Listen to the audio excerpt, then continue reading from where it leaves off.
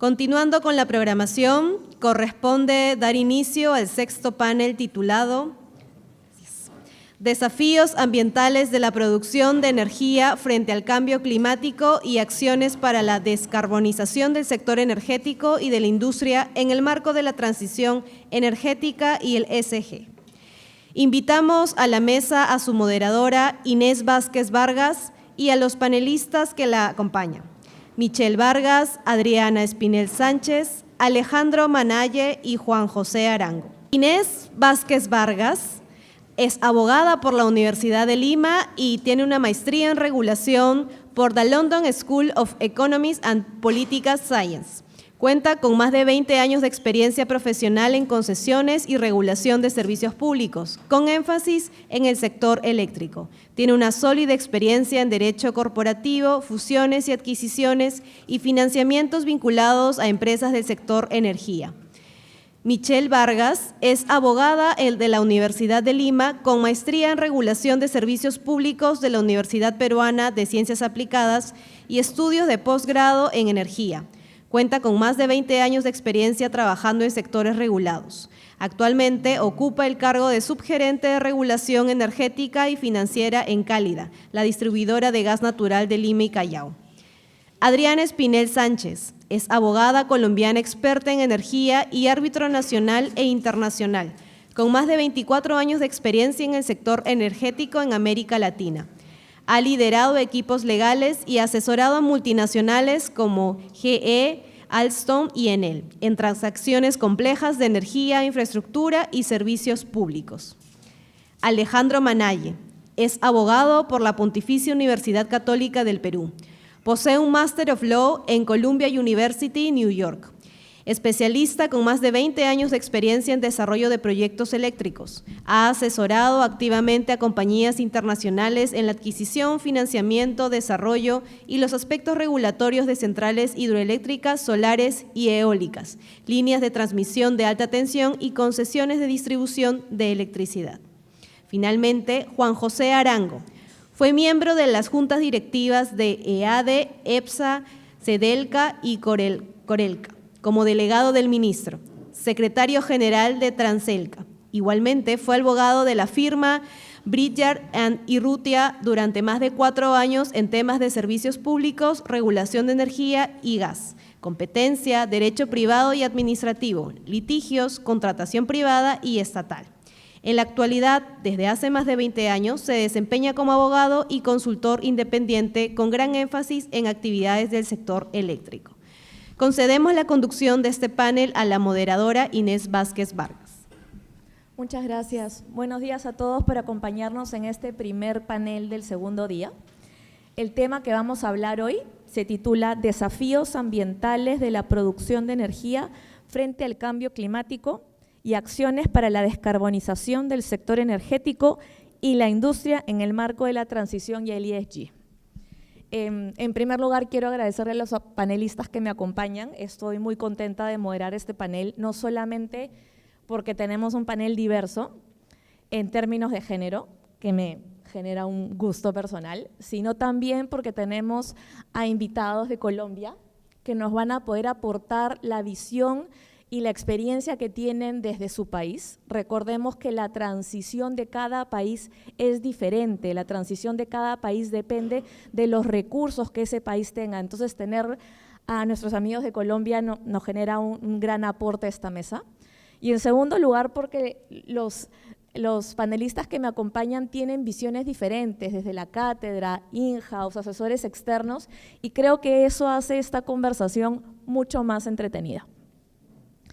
En segundo lugar, quiero de alguna manera adelantarme un poco a los temas vinculados a transición, mencionando, y es algo que creo que ayer se ha tocado tangencialmente en algunos paneles, y es que hablamos de transición en términos generales, hablamos de transición energética, pero la transición energética es mucho más que la transición de la matriz eléctrica. Nuestra matriz eléctrica peruana, ayer lo dijo el ingeniero Butrón, es una matriz medianamente verde, básicamente hidrotérmico, 10% renovables. Pero la transición de la que hablamos es una transición mucho mayor, es una transición energética, que cubre ¿qué cosa? Usuarios finales, que cubre la electrificación de los procesos productivos. Entonces, no dejemos de lado esa visión un poco más macro, ¿ok? Y ¿por qué no la incorporación de hidrocarburos en toda esa línea?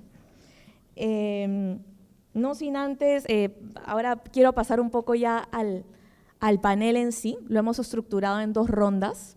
Cada uno va a contestar una pregunta, más o menos 5 minutos de preferencia, pero vamos adelante.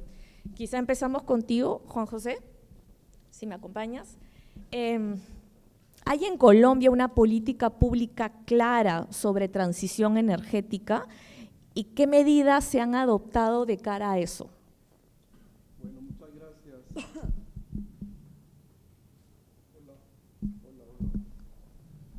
Muchas gracias a todos, a los organizadores. Felicitaciones a nuestro nuevo director, el doctor Segarra, éxitos en su gestión. Y muy buena elección Panamá para el próximo ACIDE, me parece fantástico. Yo hablo mucho porque soy antioqueño, entonces por favor, soy antioqueño y los países hablamos demasiado, entonces me llama la atención porque aquí me encarreto a hablar y no paro. Bueno, claro, políticas, hay hiperinflación de políticas y normas en Colombia de transición energética. Hay muchísimas, pero estamos como viviendo una ineficacia de las normas, es decir, faltan proyectos, no hay proyectos, hay unos atrasos considerables. Informe de XM junio de este año, XM es el operador del mercado, más de 55 proyectos están atrasados del sistema de transmisión nacional regional. En generación no ha habido nuevas incorporaciones, se anunció una subasta, vamos a ver cómo si se presentan, hay demasiada incertidumbre e inestabilidad regulatoria.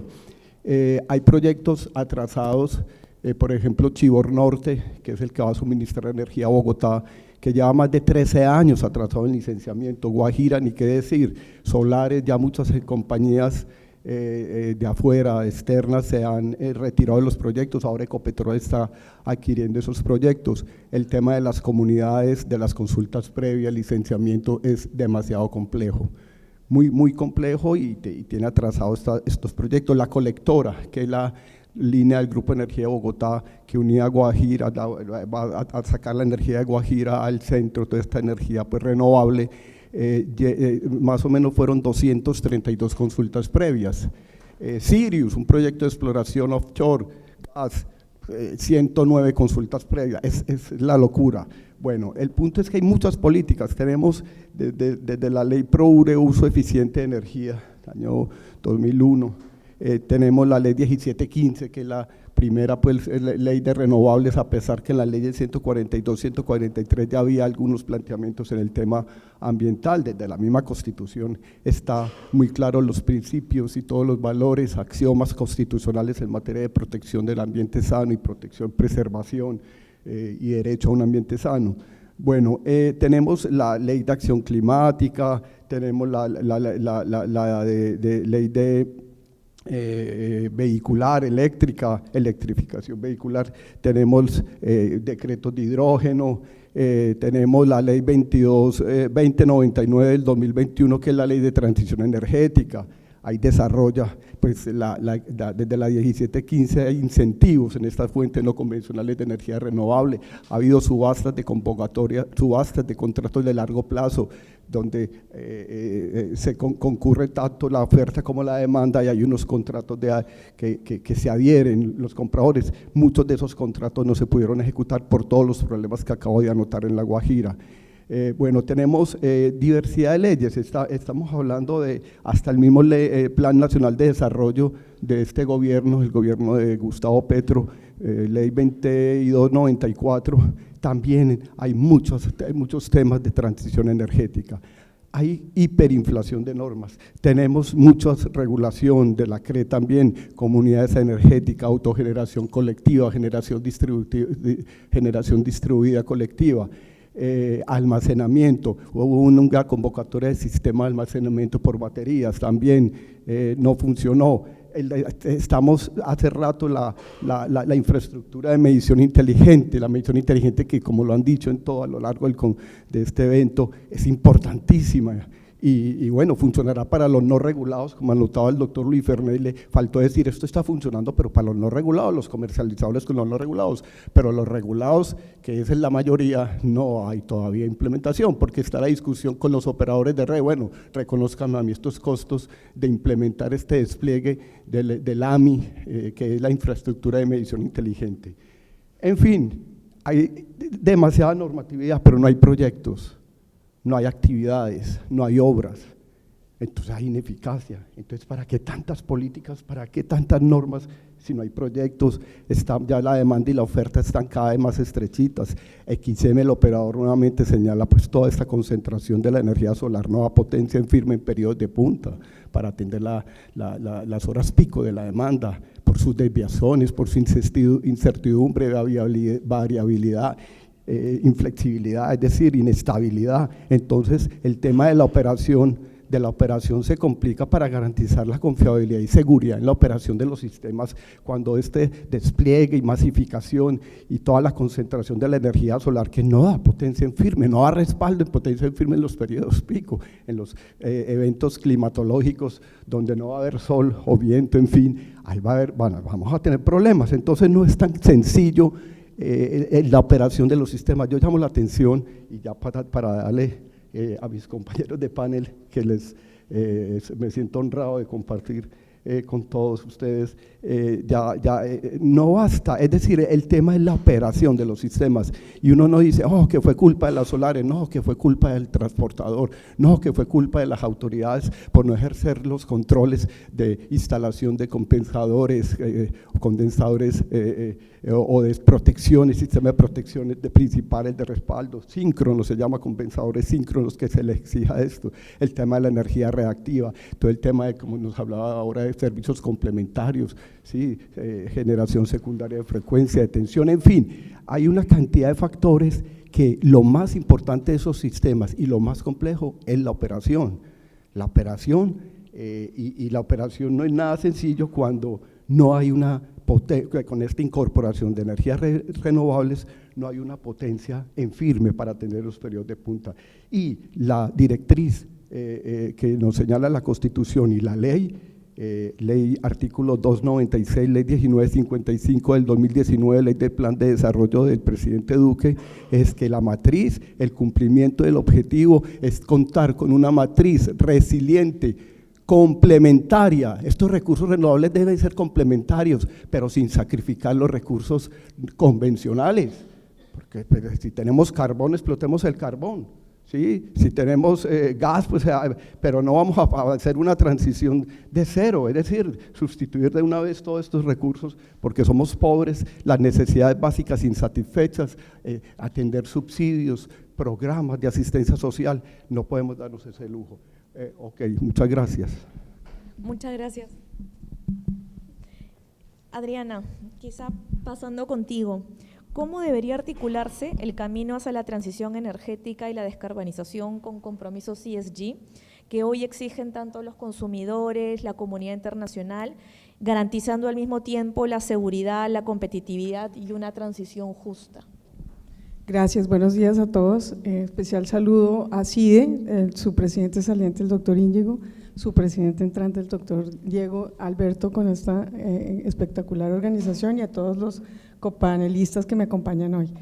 Es una pregunta bien interesante que creo que enmarca mucho de lo que hemos hablado, y me gustó mucho lo que decía Inés. Tenemos que ver esto macro, entonces yo voy a tratar de en 5 minutos explicar mi visión macro de la situación. Hemos hablado de muchas cosas en este panel, somos mayoritariamente, digamos, reguladores y abogados, y tenemos esa visión compartida de valores. Entonces yo quiero definirlo como valores y principios. Tenemos el derecho, que el derecho es el marco general de lograr una convivencia pacífica con prevención y resolución de conflictos para lograr una justicia social, ese es nuestro marco. Y luego tenemos la regulación, que es el camino que permite dinamizar eso, volver eso una realidad, con compromisos concretos que se van cambiando dependiendo de los marcos de cada país. En Latinoamérica tenemos diversos marcos como tú decías, que están dependiendo mucho de los tipos de energéticos que tenemos. Pero tenemos un acuerdo común, que es el Acuerdo de París, que es un acuerdo global muy interesante porque es el primer, para mí, acuerdo global que enmarca un propósito compartido del mundo, que es la descarbonización. Entonces ese es otro punto de foco interesante que tenemos que nosotros visualizar y enmarcar la transición energética en esa visión. Aparecen entonces los principios de ESG, y los principios de ESG son principios que son la brújula ética de ese marco conceptual que debe guiar a los países que están comprometidos con este propósito global. Y estos básicamente se dividen en tres, que ya sabemos todos: la protección al medio ambiente, que todo parte del principio de la protección a la vida y a la naturaleza; la justicia social, que se enmarca en los principios de solidaridad y ética y equidad; justicia social que se mencionaba y que el doctor Diego pues fue muy claro en exponerlo en la práctica, como eso se vuelve práctica en Perú; y el último es el concepto de la sostenibilidad y de la economía. Tenemos que enmarcar la economía en todo esto.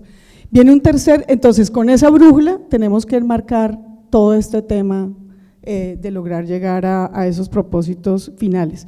Entonces, ¿cómo se enmarca eso dentro de la transición energética?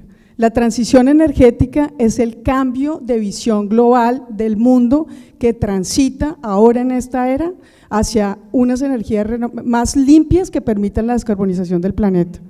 Entonces, los principios de ESG nos recuerdan, en la parte ambiental, no podemos tener ninguna prosperidad ni ningún avance si no tenemos un cuidado por la naturaleza. Sin planeta no hay nada, no hay riqueza, no hay posibilidades de nada. Segundo principio, el principio social. En ese principio social volvemos a lo mismo. Si no tenemos una ética para las comunidades, pues no va a haber ningún tipo de justicia ni equidad, ni vamos a poder hablar de nada. Entonces tenemos que participar en eso, y adicionalmente tenemos que entender que debe haber una prosperidad, debe haber prosperidad. Entonces aquí viene el concepto que se enmarca ya dentro de todo lo que tiene que ver, y es lograr entender que el trilema energético que nos planteaba el doctor Diego en esta mañana, le falta una pata, que es la pata de la prosperidad con responsabilidad. ¿Qué significa eso? Que nosotros tenemos que ser lo suficientemente prósperos en materia energética que nos lleve a la satisfacción y lograr ser parte confiable y competitiva de un nuevo mercado global. Entonces aquí vienen tres temas claves para entender que eso es verdad. Y que no es que no exista la transición energética, sí existe. El tema es cómo lo vamos a lograr, y empiezan las dificultades, y cuando las dificultades empiezan pensamos que es que tenemos que eliminar los conceptos. No, tenemos que ser resilientes con los conceptos, ser resilientes con los objetivos y lograr un fin común. Entonces ahí vamos a cómo integramos las energías. Primero, nosotros sabemos que tenemos que combatir la pobreza. En Latinoamérica el 30% de la población es pobre absoluta. ¿Eso qué significa? 3 de cada 10 habitantes son pobres. Tenemos que superar este tema. Segundo tema, tenemos una realidad global que ya se ha mencionado en los 2 días. Venimos con una exponente demanda de energía que se va a requerir para todo el tema de digitalización y de energía y de inteligencia artificial. Los data centers van a consumir mucha energía. Se dice que al 2035 el 5% del consumo hoy regional va a ir a los data centers. ¿Cómo vamos a hacer eso? Eso va a tener un impacto directo en la tarifa, y al tener ese impacto directo en la tarifa va a impactar a los usuarios.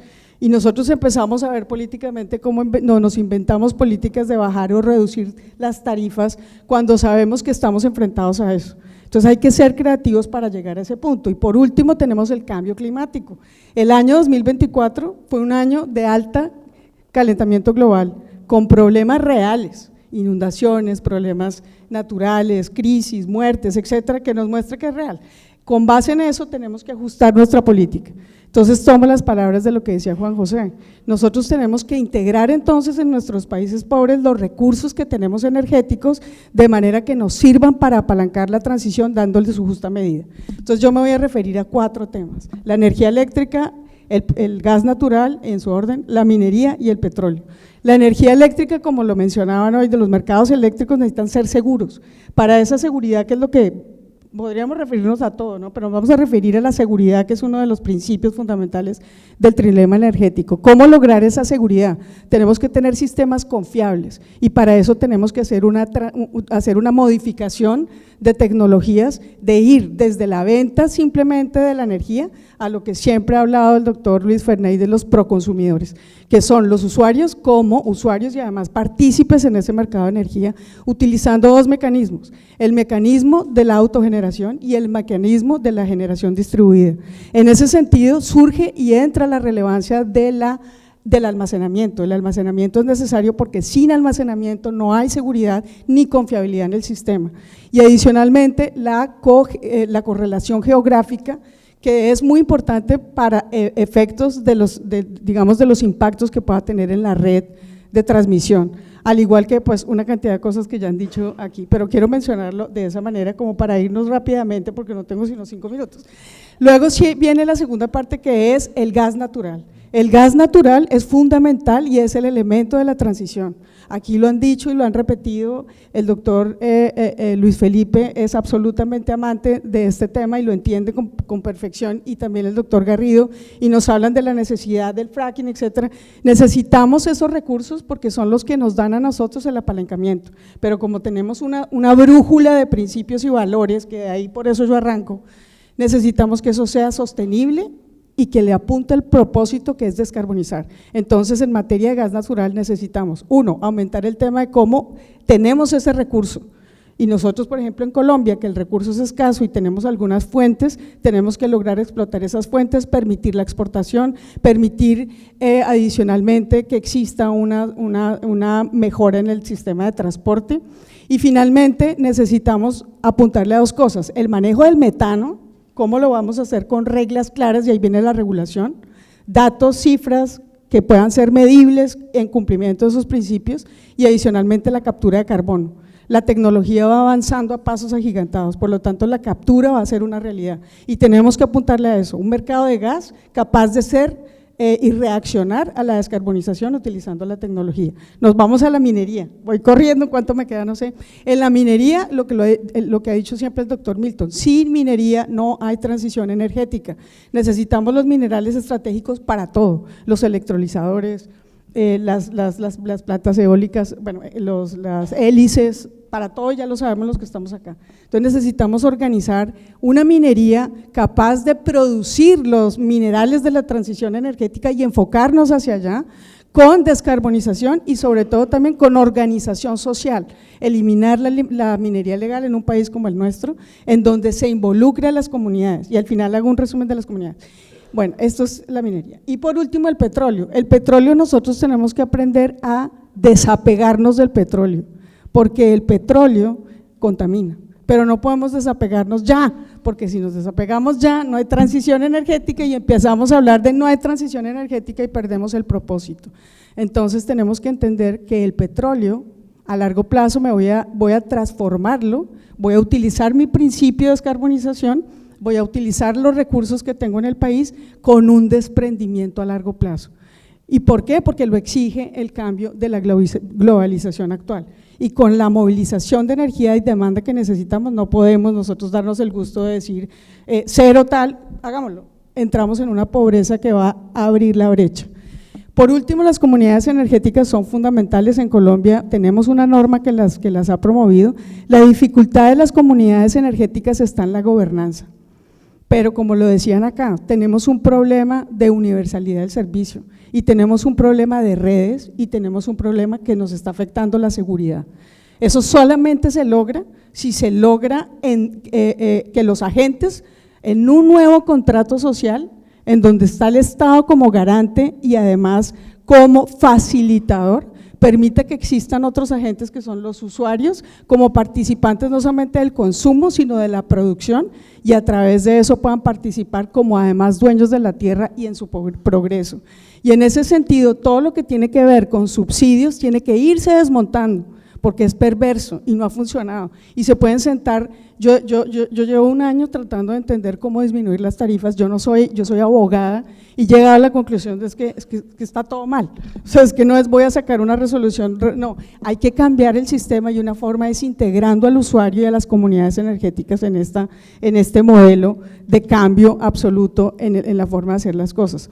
Y por último, obviamente la empresa privada. Sin empresa privada no tenemos progreso y ya hemos aprendido cómo funciona el tema de lado y lado. Eso es lo que tenía que decir. Muchas gracias. Muchísimas gracias, Adriana. No te has pasado. Ha estado clarísimo. Michelle, ¿de qué manera la incorporación temprana de estos criterios ESG, de los que también nos ha hablado Adriana, pueden reducir riesgos legales y prevenir aparición de conflictos con las comunidades, con el regulador, con los inversionistas? Gracias, Inés. Bueno, primero que nada, agradecer por la invitación y por la oportunidad de poder compartir un poco mi experiencia en la industria de gas, específicamente en lo que es la distribución de gas natural por red de ductos, que, bueno, como todos sabemos, es el último eslabón de la cadena de gas y lo que nos mantiene de alguna manera más cerca a los clientes finales, ¿no? En ese sentido, lo que nosotros procuramos no solamente es pues obtener los permisos ambientales, sociales o cumplir con las obligaciones regulatorias o contractuales, sino que nosotros como empresa privada hemos incorporado los criterios ESG para poder a través, por ejemplo, de la perspectiva ambiental, tener menor impacto, ¿no? En el medio ambiente a través de las actividades que nosotros realizamos, ¿no? Como pues justamente a través de la gestión de residuos y de emisiones. De hecho, nosotros somos también voluntarios en un programa de la huella de carbono. En el tema social, por ejemplo, también tenemos programas de inclusión social y un poco lo que estamos comprometidos es realmente en generar relaciones de confianza y de valor compartido con la comunidad, ¿no? Y bueno, finalmente en los temas de gobernanza hay un esfuerzo real en tener una estructura que nos permita tomar decisiones digamos responsables y sobre todo éticas, ¿no? De alguna manera para fortalecer lo que es la credibilidad y la reputación de la compañía. En la práctica, ¿cómo se ha traducido esto? Nosotros ya hemos logrado obtener más de 400 millones de dólares en préstamos sostenibles, ¿no? Y digamos lo que se prepondera son estas métricas no financieras y sí, efectivamente hay un beneficio de reducción de tasa de interés, pero también hay un compromiso de priorizar estas metas de descarbonización, de inclusión social y también de gobernanza, ¿no? Hay KPIs para la reducción de lo que son emisiones cada vez que se tienden más redes de gas y también cada vez que se van sumando nuevos clientes al sistema de distribución. Buenísimo. Hasta cierto punto, el introducir esos criterios ESG en la gestión empresarial es lo que la hace sostenible a largo plazo, ¿no? De acuerdo, sí. Alejandro, gracias. En un escenario de transición energética, ¿cuáles son los principales riesgos legales y contractuales que enfrentan los proyectos de energía en la región frente a la creciente incremento de exigencias ambientales y de sostenibilidad? Gracias, Inés. Es una pregunta muy interesante. Yo creo, como tú mencionaste hace un ratito, que el ESG es una guía, es una brújula y son principios que necesariamente tenemos que respetar. Pero hay, digamos, quienes creen dentro del gobierno que el ESG es la finalidad, es el fin último. Y no tenemos, digamos, que caer o no deberíamos caer, digamos, en condicionamientos para el desarrollo de proyectos que finalmente nos lleven a una transición energética ordenada y exitosa. No tenemos que caer, digamos, en la figura en donde si no cumple con determinados parámetros ESG que no necesariamente se pueden ajustar a nuestra realidad, el proyecto no va a caminar. No podemos caer en eso porque hemos visto experiencias en otros países que están, digamos, un poco más complicados que nosotros y en donde la transición energética se ha, de alguna manera, anudado, se ha trabado. El ESG no puede convertirse en una traba burocrática, no puede convertirse en una finalidad por sí misma, porque creo que no lo es. Y yo creo que nosotros acá en el Perú estamos empezando con estos criterios, los tenemos normativamente de alguna manera, como bien explicó Diego en la exposición, desde siempre, pero estamos empezando a aplicarlos y a prestarles un poco más de atención en estos últimos años. Yo quiero poner algunos ejemplos por los que he pasado en mi práctica asesorando el desarrollo de proyectos, adquisiciones y financiamientos de centrales renovables y que representan o que pueden representar una amenaza para el futuro, ¿no? Primer ejemplo, un tema ambiental. Hace ya algunos años se aprobó una norma muy predecible, muy simpática además, que establece determinados instrumentos de gestión ambiental aplicables para determinados proyectos, ¿no? Por ejemplo, una declaración de impacto ambiental, lo que se llama una DIA, para desarrollar una central solar. Es un trámite que demora 6 meses, predictibilidad. Un estudio de impacto ambiental semidetallado para una central eólica. Es un trámite que demora un poquito más de un año, predictibilidad. Las centrales han empezado a trabajar bajo esos criterios, ¿no? Lo cual es bueno, es muy bueno, porque de un lado tienes predictibilidad para el inversionista que va a desarrollar proyectos que van a colaborar en la transición energética, y de otro lado tienes exigencias de estudios ambientales adecuados justamente para proteger los principios ESG, ¿no? En este caso, el sistema ambiental o las comunidades que podrían ser afectadas, ¿no? ¿Qué ha sucedido este año? Esto es reciente, estamos hablando de hace 2 o 3 meses. A diversos proyectos eólicos, a quienes les corresponde tramitar un EIA, un estudio de impacto ambiental semidetallado, y quienes han trabajado en año y medio, 2 años, en preparar un estudio de impacto ambiental semidetallado, la Dirección General de Asuntos Ambientales Eléctricos del Ministerio de Energía y Minas les ha indicado que por estar ubicados en una determinada zona, en una región al norte del Perú, en Lambayeque, al costado de una laguna, tienen que consultarle a la autoridad ambiental máxima en el Perú, que se llama SENACE, qué instrumento le corresponde.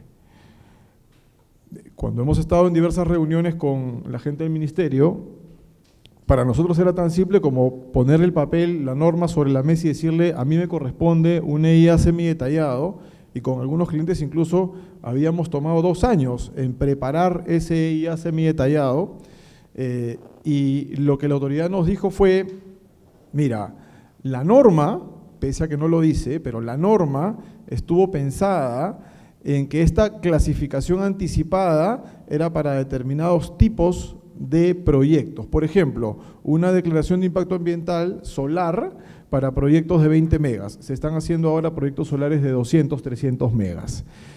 Vamos a revisar esa clasificación anticipada.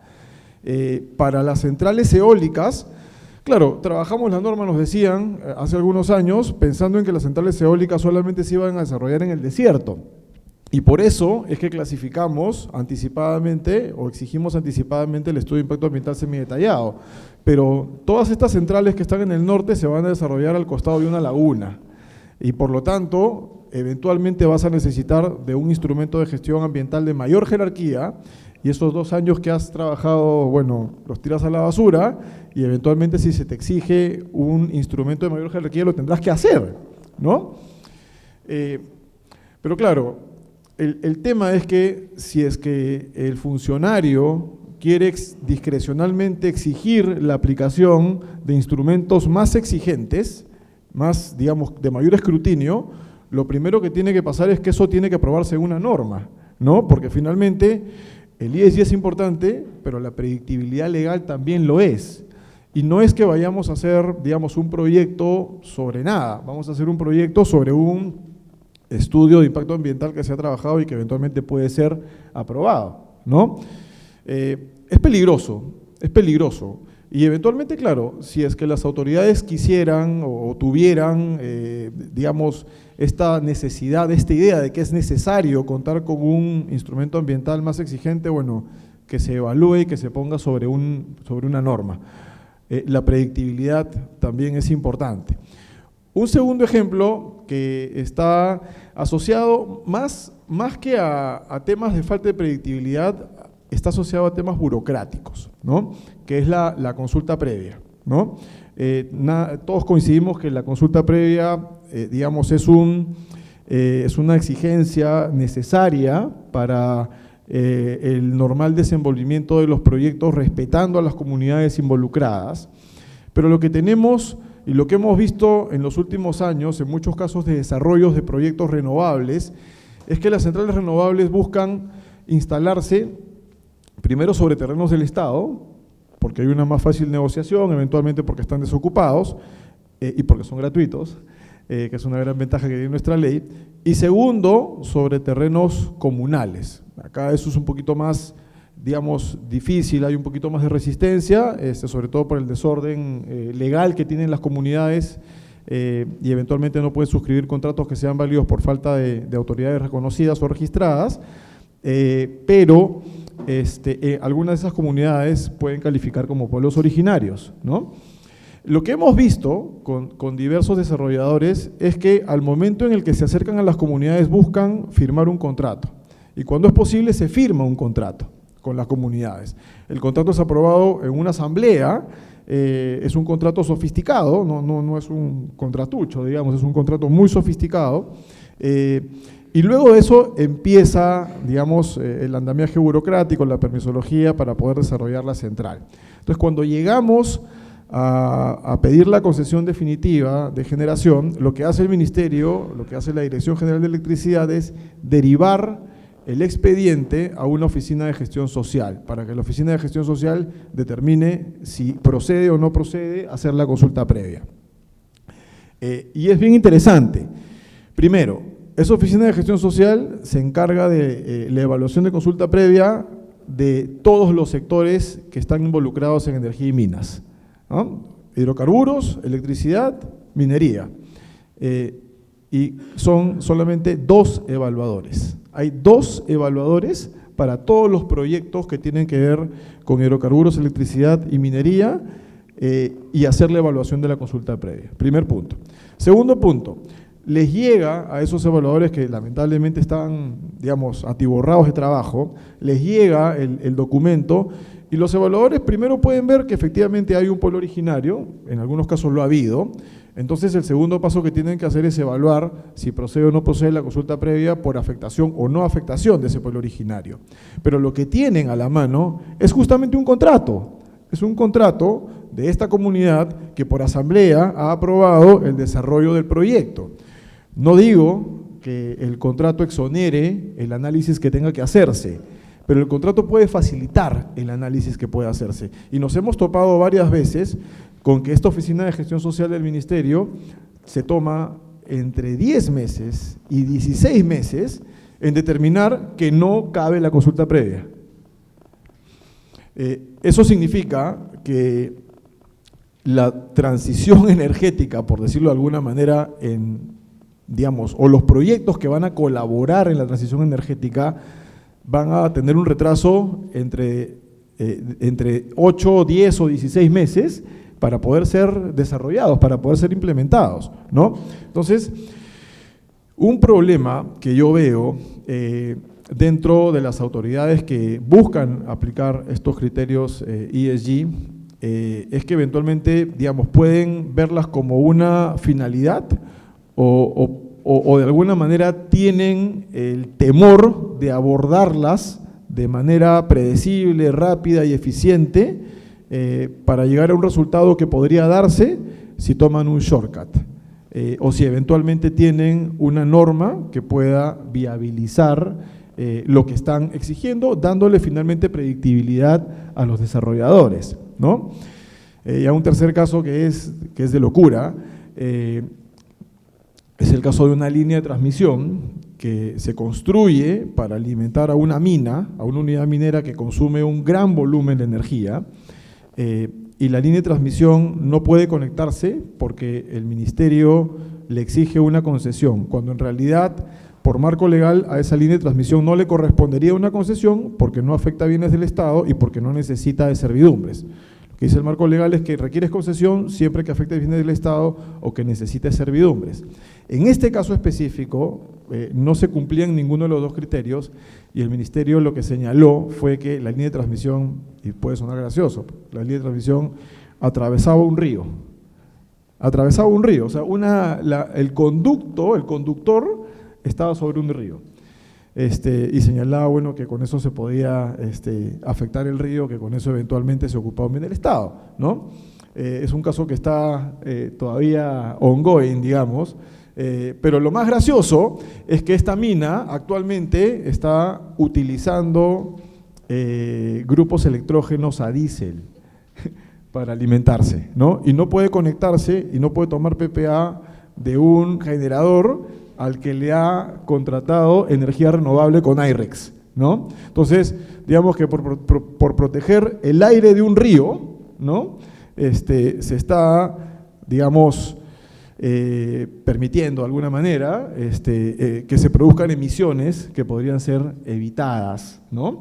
Entonces, yo quiero, digamos, hacer una reflexión. Tenemos acá una comunidad internacional, ¿no? Sé, digamos, que en Colombia, digamos que las exigencias ambientales se han vuelto bastante duras, ¿no? De hecho, la semana pasada tuvimos acá el evento de inauguración de Celsia en el Perú. Celsia es una compañía antioqueña y contaba Ricardo Serra, que es el CEO de Celsia, una anécdota bien interesante. Llegaron al Perú de casualidad porque tenían aerogeneradores comprados para implementar un proyecto en La Guajira, ya los habían comprado, estaban en puertos asiáticos y en puertos europeos para llegar a Colombia a instalarse, y por un problema ambiental, digamos, comunitario, social, tuvieron que redirigir ese proyecto. Y bueno, vieron a un proyecto en el Perú, digamos, que no tiene todavía, y esperemos que no llegue a tener esas exigencias ambientales tan robustas, tan duras, digamos, tan duras más que robustas, y bueno, decidieron implementar el proyecto acá. Es un proyecto que tiene 25% de avance de obras y que está caminando muy bien, ¿no? En Chile, mis colegas constantemente y cada vez más reniegan y sufren de las exigencias ambientales. Hay hidroeléctricas en el sur que no pueden iniciar operaciones con inversiones ya ejecutadas de cientos de millones de dólares, básicamente por problemas ambientales. Entonces, el ESG no tiene que ser una finalidad, tiene que ser una brújula orientadora y adaptada a nuestra realidad, a nuestros tiempos. Y no podemos, digamos, privilegiar o hacer una prevalencia de la aplicación de principios ESG justamente para trabar proyectos que nos lleven a una transición energética más rápida y más ordenada.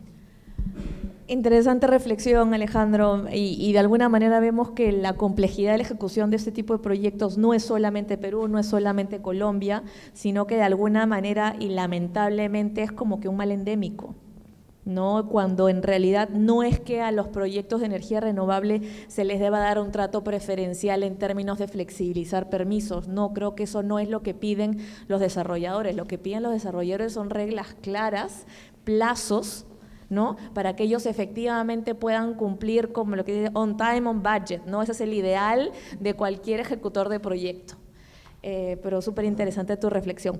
Vamos a pasar a la segunda ronda de preguntas. No sé muy bien cómo andamos de tiempo, pero hasta que me digan 1 minuto, ok, listo, vamos a hacer aquí algo, vamos a hacer algo muy rápido, tenemos una pregunta por cada uno. Si me permites, Alejandro. Michelle, ¿qué papel juega el gas natural en la transición energética y cuál es su aporte al cumplimiento de criterios ESG? Bueno, a ver, rápidamente, creo que ya lo han comentado anteriormente, creo que el gas natural juega un papel bastante importante en lo que es la transición energética, es pues un combustible necesario y puente hacia pues un futuro con menos emisiones. es importante también que se mantenga en la matriz energética y para eso, bueno, o sea, hay que reconocer que Perú es un país que tiene un gas a un buen precio, que tiene un gas, o sea, es un país con reservas y que hay que seguir invirtiendo en seguir produciendo, explorando. Creo que el gas natural también es necesario y es un complemento a las energías renovables, ¿no? Para, digamos, estar ahí de backup ante estas intermitencias. Así que creo que hoy en día ya tiene un aporte que es medible, está colaborando en la descarbonización de la industria, del transporte, de la generación eléctrica, digamos, puede mantener también estos programas sociales y creo que también requiere de más políticas públicas, digamos, que sean complementarias, digamos, con este objetivo que es la descarbonización. Buenísimo, gracias Michelle. Adriana, ¿qué cambios regulatorios y de política pública crees tú que son necesarios para producir energía, en particular gas e hidrógeno, como vectores de la transición? Bueno, en un minuto lo resumo y es lo siguiente. O sea, lo primero es que en gobernanza se me olvidaba la gran brújula del ESG, de la confianza. Entonces, en cambios regulatorios, lo primero que tenemos que tener es una regulación que le apunte a la confianza, que es la seguridad, que sea confiable, quiere decir segura, debe haber una estabilidad jurídica y ese es un primer punto. El segundo punto, como lo mencionabas tú, es en el tema ambiental. Para Colombia también es un tema muy complejo, por básicamente el Estado se convierte no en un ni garante ni tampoco facilitador, sino muchas veces en establecer dificultades, sobre todo por temas de lentitud en los trámites, normas que hacen más complejo y más burocráticos los trámites. Ese es un segundo cambio regulatorio que se requiere urgente. Un tercer cambio regulatorio tiene que ver también con la consulta previa. En Colombia básicamente el tema está dirigido a la resolución de conflictos. Se requiere que exista una resolución de conflictos entre las comunidades y las empresas con confianza, y la confianza se da con la participación del Estado como garante y que se vea de esa manera y como facilitador en la resolución de esos conflictos. Ese es un tercer cambio también regulatorio importante. Cuarto, necesitamos incentivos para que participe tanto la oferta y la demanda, y aquí voy con el hidrógeno. El hidrógeno es un mercado emergente que es el energético del futuro. Tiene muchas utilidades y obviamente con el hidrógeno se permite la descarbonización no solamente la generación de combustible, sino también de la industria, y también vamos a poder descarbonizar el transporte marítimo, el transporte aéreo, y empezar a generar combustibles bajos en emisiones que permitan esa descarbonización. Allí entonces necesitamos incentivos a la demanda, en donde la demanda le interesa empezar a pensar en este tipo de sustitutos y no tener que comprar como el diésel, ¿no?, más baratos pero más contaminantes, olvidándonos de lo que mencionaba yo en mi primera pregunta, que es ese gran objetivo común del principio de la descarbonización. Entonces tenemos que generar incentivos a esa demanda también. Y temas de financiación. Sin la financiación no hay posibilidad de que los proyectos se hagan.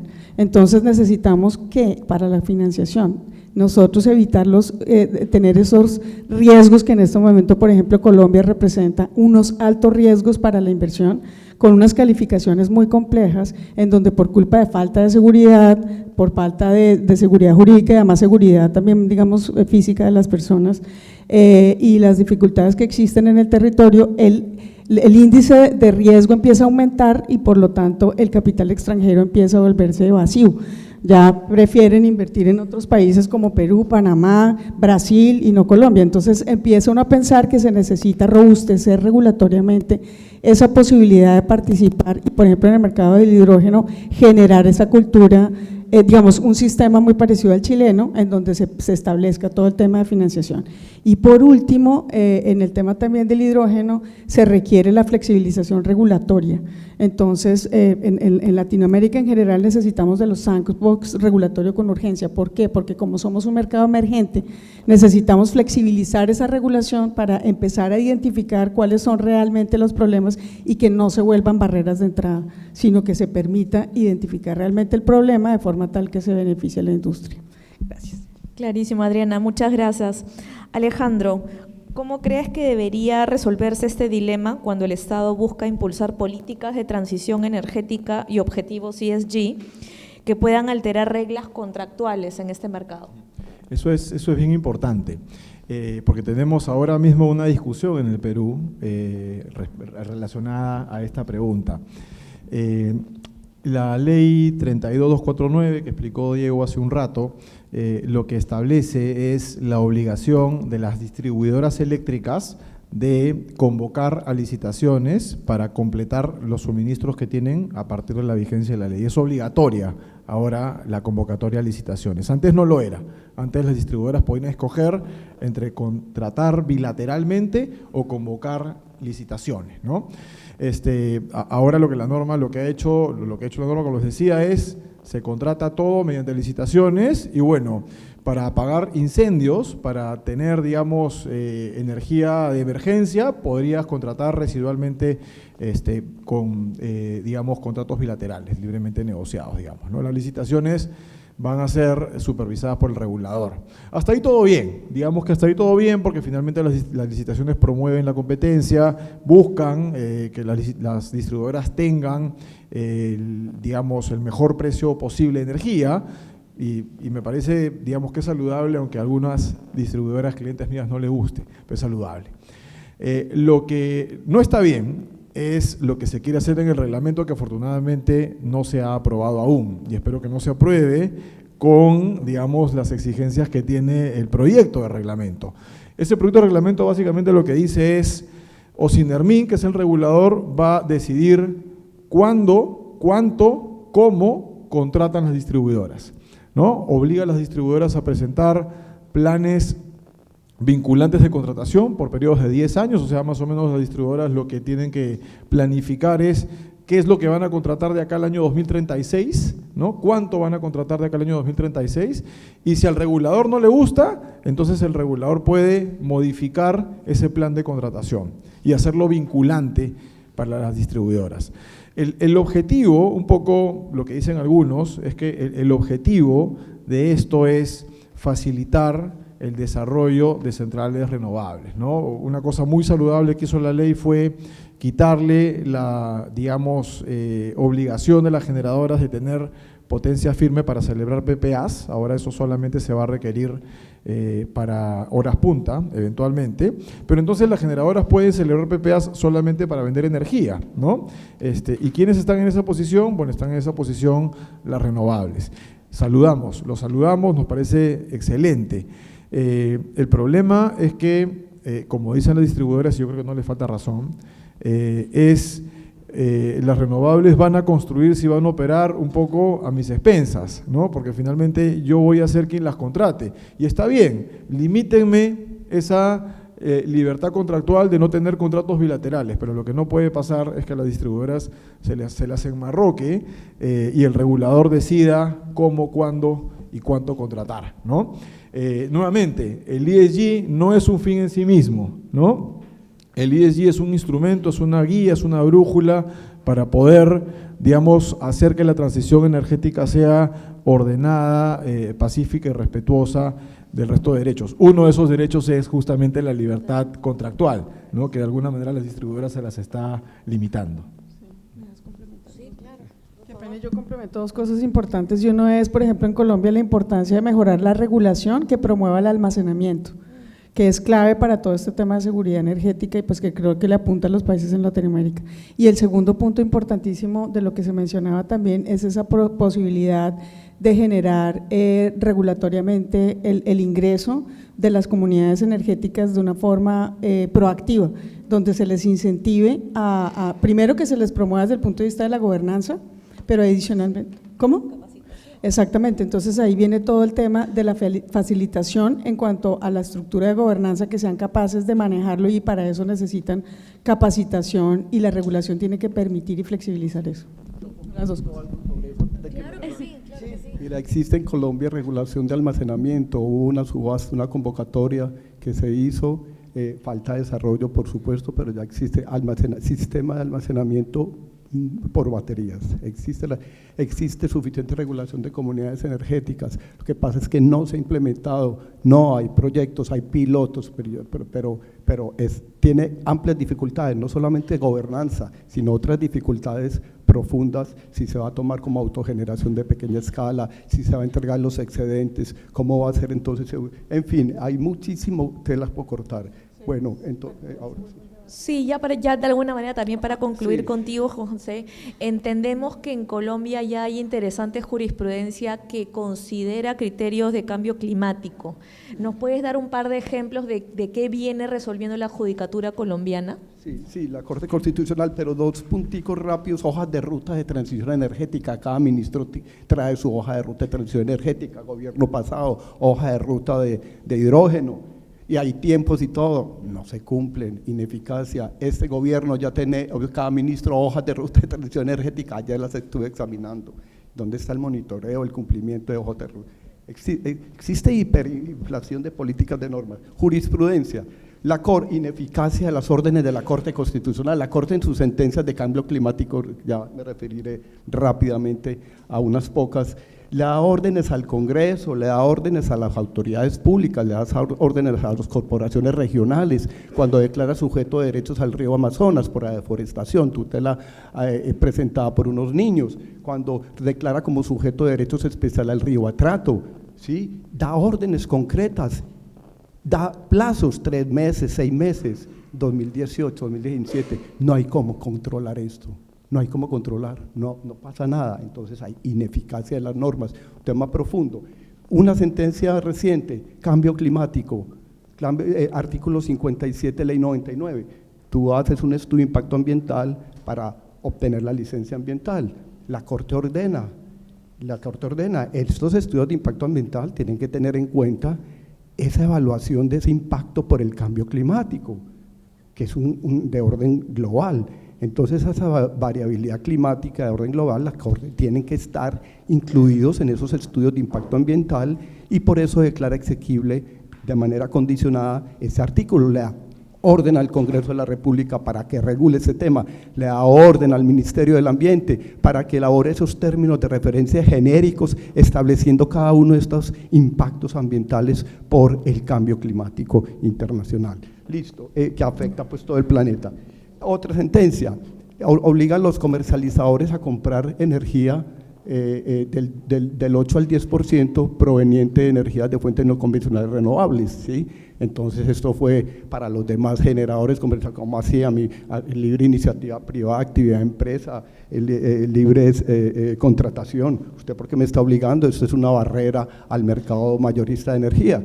Le dice la Corte, entonces no señor, esto es constitucional porque hay un fin legítimo constitucional y el medio es idóneo de cuota de compra de energía, no está prohibido por la Constitución, es imperativo, es un objetivo legítimamente constitucional porque está preservando o mejor atendiendo al principio de desarrollo sostenible, que es la solidaridad intergeneracional.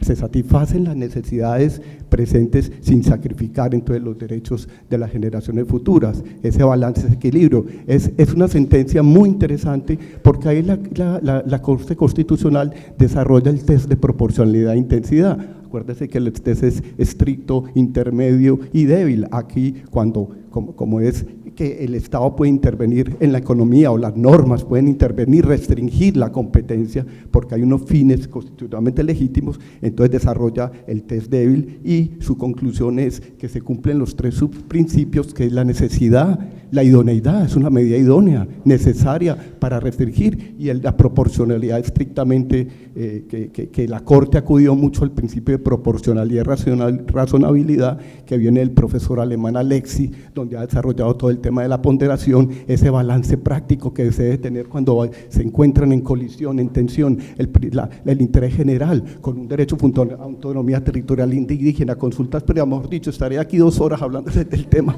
excúsenme, muchas gracias a todos. Bueno. Muchas gracias, Juan José, Alejandro, Adriana y Michelle por sus intervenciones, y gracias a ustedes por su atención. Buen día.